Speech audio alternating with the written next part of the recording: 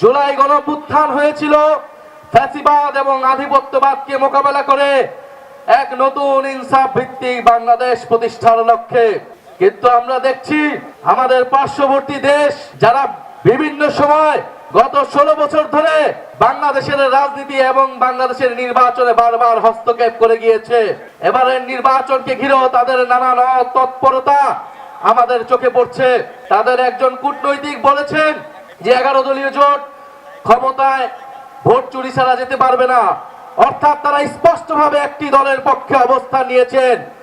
গত 16 বছর ধরে তারা ফ্যাসিবাদের পক্ষে অবস্থান নিয়েছেন। আমাদের ভাই শরীফ ওসমান হাদি সে ভারতীয় আধিপত্যবাদের বিরুদ্ধে লড়াই করে শহীদ হয়েছেন। আমরা স্পষ্টভাবে বলে দিতে চাই, বাংলাদেশে সরকারকে ক্ষমতায় আসবে, সরকারকে গঠন করবে, তা নির্ধারণ করবে একমাত্র বাংলাদেশের জনগণ। যদি কোনো আধিপত্যবাদী শক্তি চেষ্টা করে এই সরকার এই নির্বাচনকে তারা হস্তক্ষেপ করার চেষ্টা করে, তাদের বিরুদ্ধেও বাংলাদেশের জনগণ দাঁড়াবে।